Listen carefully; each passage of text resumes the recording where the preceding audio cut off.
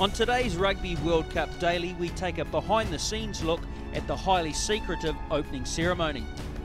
And we catch up with both skippers on the eve of the tournament's first match. But first we look at Pool B, which kicks off in New Zealand's southernmost city, Invercargill, with Scotland taking on Romania. Also in Pool B is Scotland's arch-rival, England. Back in 1991, these sides met in the semi-finals. Scottish fullback Gavin Hastings had this penalty kick to put the Scots into the final, but unfortunately for the Scots, he missed. In their history, England have made 3 World Cup finals, winning the tournament in 2003. Back then, now Scottish coach Andy Robinson was England's assistant coach.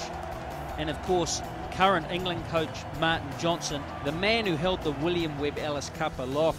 England begin their campaign in Dunedin on Saturday against Argentina. The Pumas have once again brought a powerful pack to the Rugby World Cup, and as they showed in 2007, are a real force in world rugby. Georgia, with their powerful forwards, round out the pool. Their clash with Romania in Palmerston North on September 28 will be seen as their must-win game of the tournament. But first, Eden Park takes centre stage, and the much talked about but very top secret opening ceremony. When I started thinking about the design, really, I was thinking about how things would appear from a distance for the live audience, but also because it's televised, sort of how they'll appear in the close-up as well. The Kiwi ingenuity has really come on board, and incredible response really, throughout New Zealand, and we've been working with quite a few different companies and people working tirelessly all through the night to get these things ready and tested for the great moment. We've got a fantastic cast of highly enthusiastic volunteers, and they've actually just been a joy to work with. They bring such an incredible energy and enthusiasm, and the sense for them of being involved in a mass cast event is a really exciting process for them and for us. So I personally feel really honoured to be working with a cast of volunteers. Without them, we wouldn't have a show.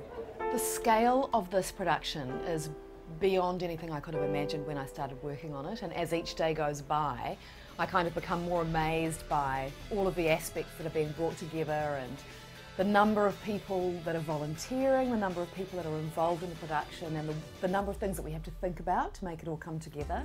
60,000 people will pack into Eden Park tomorrow night for the opening ceremony and the first match of Rugby World Cup 2011. Most of them are there to cheer on the hosts, and the privilege of facing them falls to Tonga. Tactically, how are you going to take on the All Blacks? Just up front and be physical, and I think that's our strength as a team, so we don't want to speed the game up any faster. I think that's our strength was our forwards, but in saying that, we got some good backs out wide as well, so yeah, I think our boys are really confident. Just saying, having the crowd, all the Tongan community just behind us, just hyped up the boys. I think it's going to be just like a normal how Tongans approach games. It's use their physicality and bulk and try and match it and see if we can stick in there for the whole 80 minutes. We're here to win. We're not here to make up the numbers, and our focus is totally on the ABs. Discipline is going to be the key factor for us. The physicality we've got, and I think come Friday night the boys will be cool and calm, and I think we can match the All Blacks, and we'll see how it turns out after 80 minutes. And the final word before the opener goes to the man who surely feels like he's carrying the hopes of a rugby-crazed nation on his shoulders.